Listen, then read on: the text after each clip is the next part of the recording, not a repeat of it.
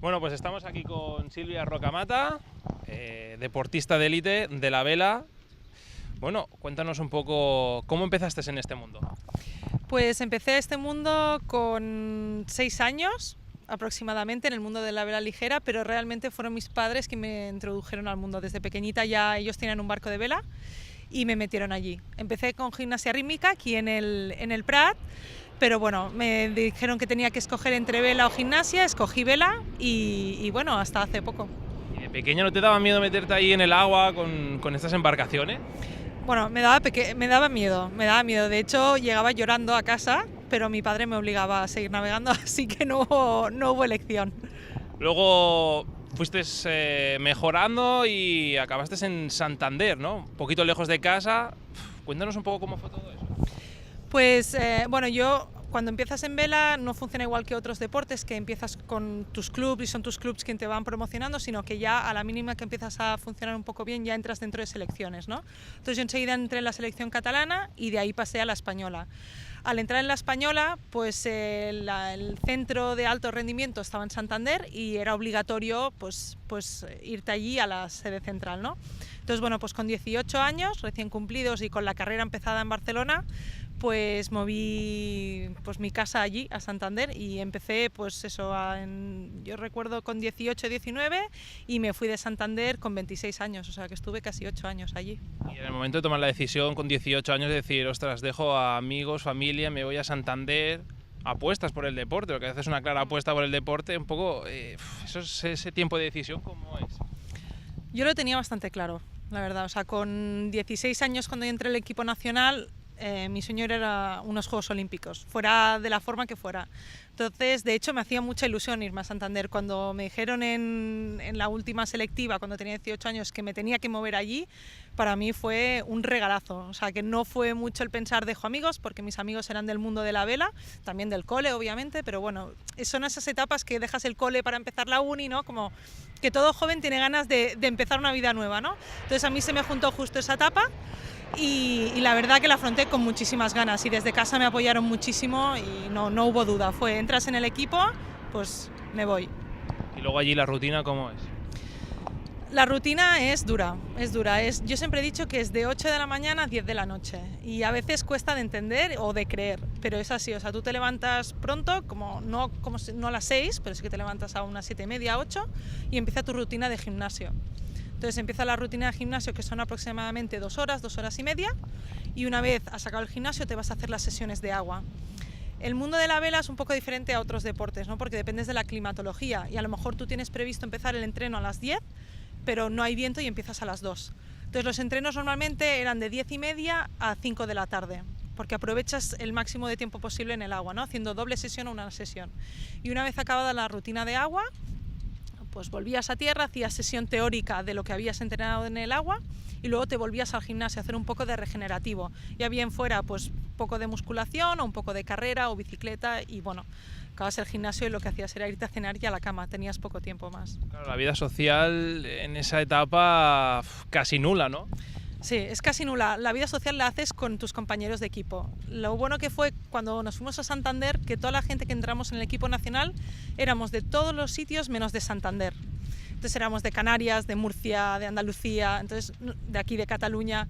Entonces llegamos allí y éramos como una familia. Entonces pasábamos todo el tiempo navegando. Cuando estás navegando no estás con todo el mundo, evidentemente, solo navegas con tu equipo en concreto. Y luego después de las horas de navegar y del gimnasio, pues quedabas para cenar con los del equipo. Entonces, a nivel social, era con los del equipo nacional, básicamente. Futbolistas, jugadores de baloncesto de élite siempre dicen que cuando, claro, han dedicado su vida a la parte más profesional, que han perdido esa parte de adolescencia o juvenil, de un poco de desmadrarse. ¿En la vela también hay ese sacrificio? Sí, es lo que te he dicho. Es un deporte minoritario, pero sin duda uno de los más sacrificados, desde mi punto de vista. Todos tenemos en la imagen de que vela es el barco grande, el del rey, ¿no? Ese bonito que la gente va vestida pues, con dockers, náuticos, y no, tú cuando vas a navegar es un deporte súper físico, necesitas estar muchas horas en el gimnasio, como he comentado, hacer todos los deportes. A nosotras la bici de carretera, una bici era nuestro medio de transporte, con lo cual requiere mucho esfuerzo físico y por lo tanto acabas el viernes reventado. Entonces, ¿Pierdes vida adolescente? Sí. Y es cierto, yo no me he pegado las farras que mis amigas de la uni se han pegado, ni mucho menos. Me las he pegado, pero en menor cantidad, ¿no? Cuando acaba un campeonato era un festival, pero ya está, ¿no? Lo único que sí, es muy sacrificado, pierdes parte de adolescencia, pero ganas otras cosas que no te las da si no estás en este mundo del deporte. Acabas en Santander y ¿después qué? Acabé en Santander y luego me volví a Barcelona, a seguir navegando, ¿eh? Estuve navegando un tiempo en Barcelona, pero volví a Barcelona y me dediqué más a mi mundo profesional de estudios que a mi mundo deportivo. Claro, porque volviste a Barcelona, no te despegaste de esta vida de deportista y bueno, formaste parte del equipo español para Londres y también para Río, ¿no?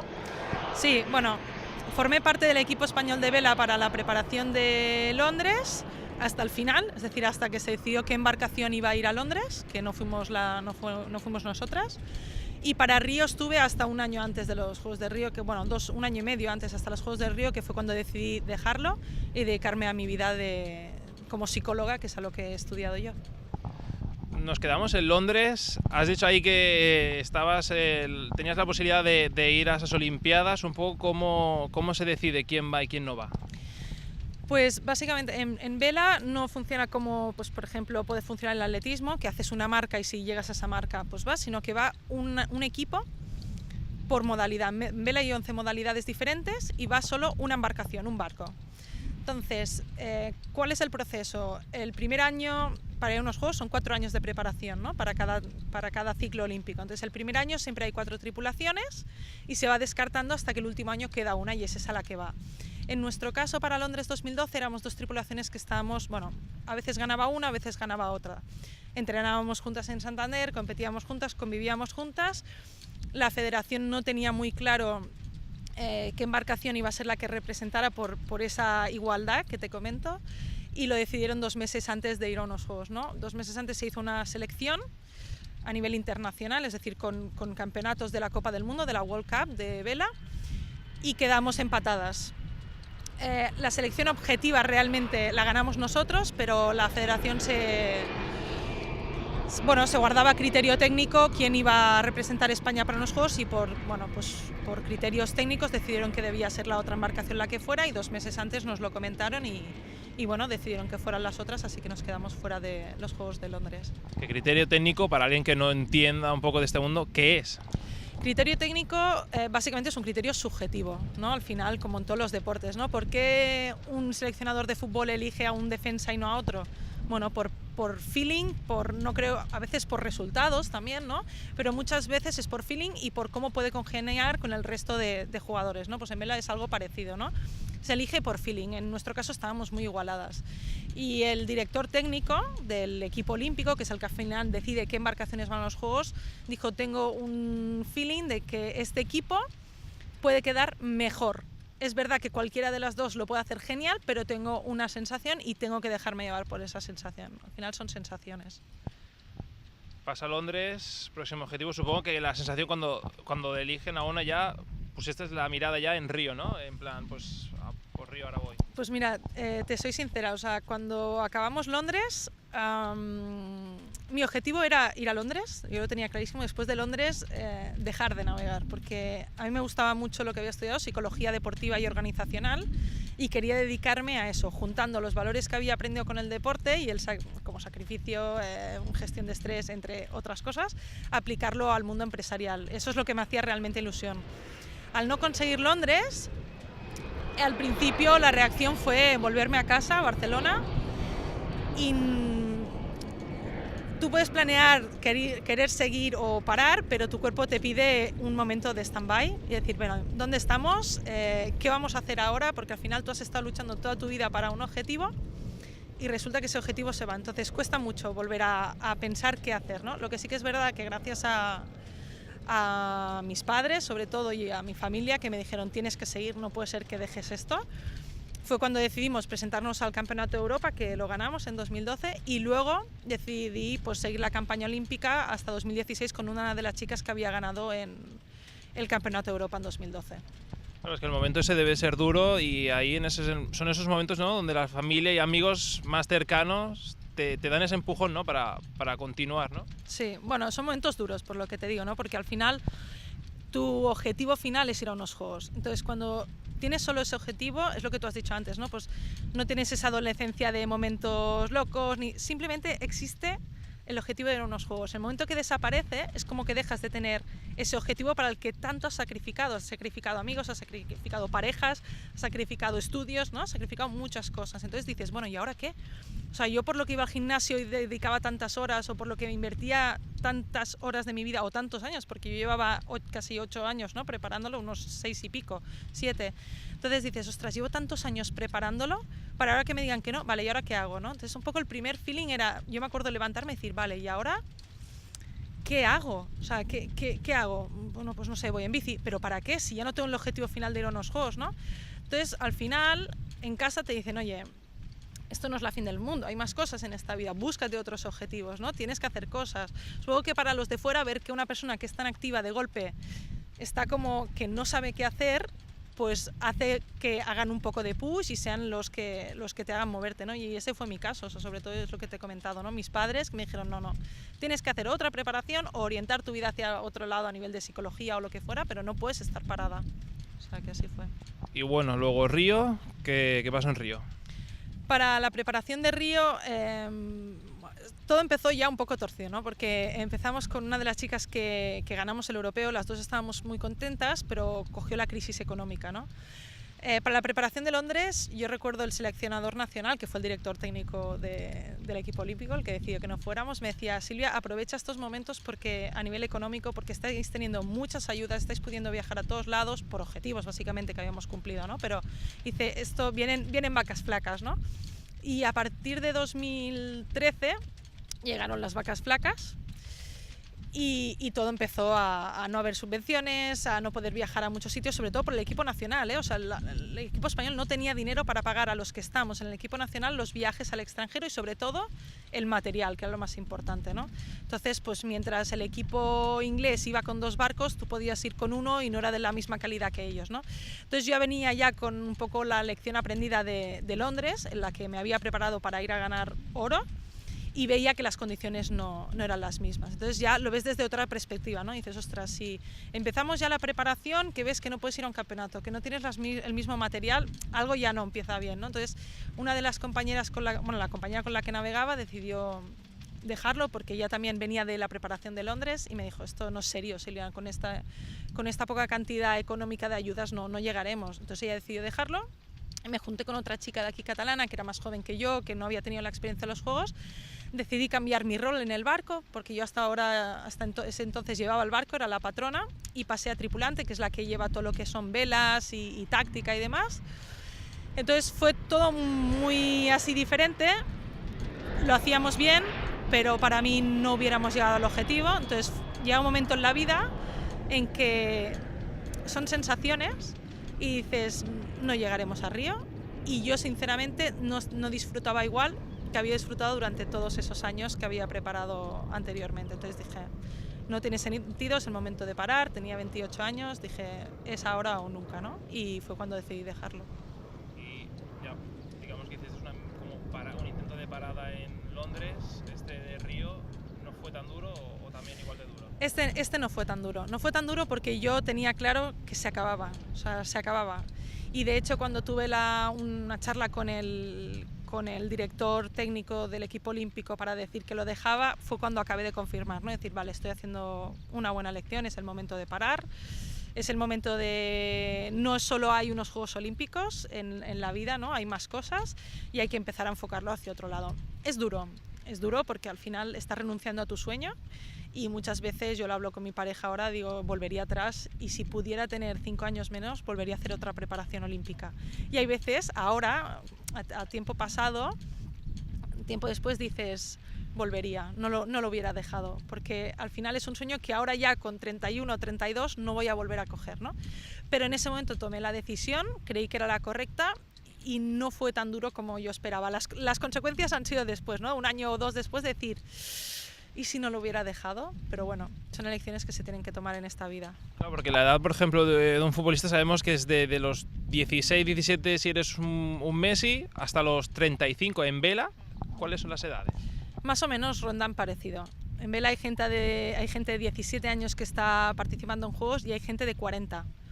En mujeres no tanto. Mujeres sobre todo, bueno, pues porque hay chicas que son madres, aunque ahora mismo hay muchas chicas que son madres y lo están compaginando con Juegos Olímpicos, ¿eh? Pero no es lo normal. Con 35 tu cuerpo piensa que cada vez más las embarcaciones que hacen demandan más físicamente, son más espectaculares, más rápidas, con lo cual te puedes lesionar fácilmente, y con 35 años no tienes las habilidades que tiene una persona de 18, ¿no? O la inconsciencia, ¿no? De meterte en el mar y darte golpes. Y entonces con 35, 36 ya no ves a tanta gente navegando, sobre todo mujeres. Vamos a hablar así un poco de tu trayectoria, así un poquito por encima, pero vamos a profundizar en detalles, en momentos. ¿Cuál es el momento de tu trayectoria como deportista de élite que recuerdas con más cariño? Es que no hay un momento puntual. Mi momento con más cariño es a nivel genérico, es el momento de viajar, sobre todo cuando íbamos a países extranjeros y estabas con todo el equipo cenando antes de una competición. No hay un momento concreto porque he vivido muchísimos, pero esos momentos de estar con todo el equipo, que éramos unos 20 y pico, todos juntos, cenando y en casas súper chulas, porque eran, pues yo que sé, ibas a Holanda, ¿no? Pues todo muy verde, que aquí no estamos tan acostumbrados. Te ibas a Francia también, los alrededores muy verdes. Entonces, esa sensación es con la que me quedo. ¿Y a éxito deportivo? Hombre, éxito deportivo, el Campeonato de Europa en 2012, pero el que tengo que decir que más me enriqueció a mí, si tengo que decir, o sea, evidentemente el Campeonato de Europa es un Campeonato de Europa, pero yo el que recuerdo con más cariño fue el primer campeonato que gané con 16 años, que fue el Campeonato de España. Mi primer Campeonato de España lo gané en Vigo y tengo un recuerdo muy especial, porque al final es el primero, ¿no? Y encima campeona y mi primer campeonato, entonces ese tengo un recuerdo muy especial. Bueno, ¿cómo ves la vela ahora? ¿Qué futuro le depara la vela a España? Porque en verdad, a nivel de Olimpiadas, España siempre ha tenido buenos registros, ¿no? Por ejemplo, como atletismo, que hemos tenido ahí una muy gran sequía. En vela sí se ha tenido buenos registros. ¿Qué futuro le depara?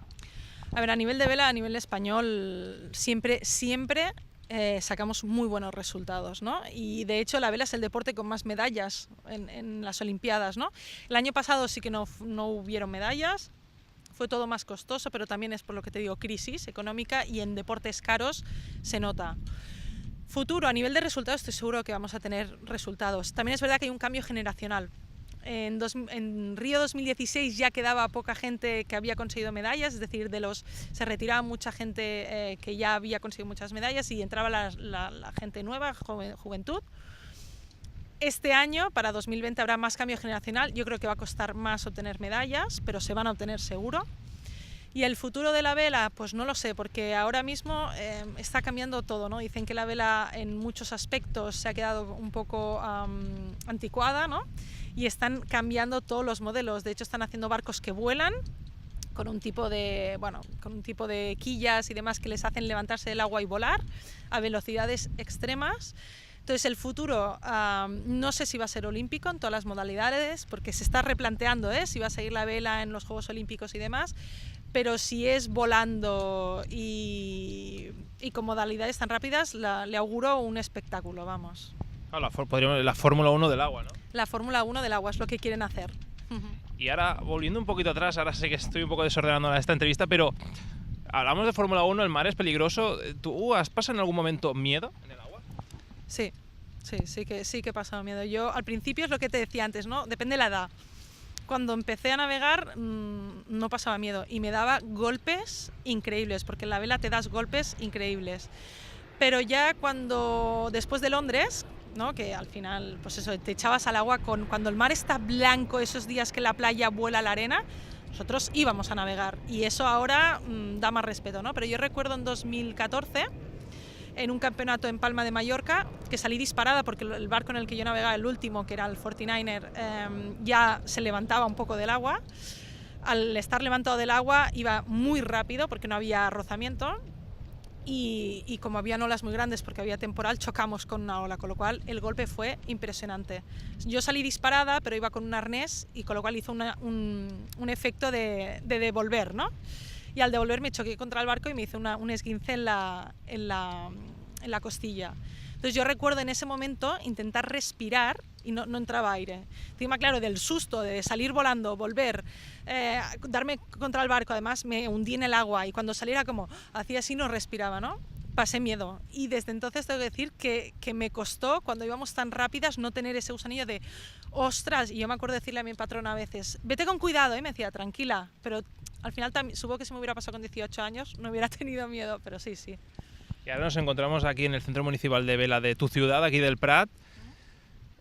Ahora ya un poco fuera, ¿no?, de este ritmo de competición, de deportista de élite, venir aquí a la playa, al mar, embarcaciones, ¿qué te viene a la mente? Mira, la playa a mí me gusta muchísimo, de hecho, y más que la playa, ver el mar. Y esto lo hago cada vez que puedo, ¿no? De hecho, yo cuando acabo de trabajar y aunque sea tarde, muchas veces a mi pareja le he dicho, oye, he cogido el coche y estoy en la playa. Y aunque sea, me siento en un banco o paseo y veo el mar y eso me da energía 100%. Y estar al lado del CMV, pues bueno, pues te remueve cosas, ¿no? Porque al final yo pasaba las 24 horas de mi día pues al lado de barcos, ¿no? Y también es algo pues que me reconforta ver que en mi ciudad pues hay un centro municipal de vela donde se practica la vela y bueno, pues que en un futuro si tengo hijos pues poderle traer aquí para practicar, ¿no? Claro, porque Silvia, en Madrid por ejemplo, donde no hay mar, no podría vivir, ¿no? No podría vivir. Hay veces que le digo a mi pareja, digo, no me importaría irme a vivir a Madrid, pero luego digo, no podría. Y si pudiera tener una casa delante del mar, también, que no la podré tener, puede ser, pero me encantaría, es energía. Muchas gracias, Silvia, por estos minutitos aquí en mi canal. Muchas gracias a ti, Jonathan.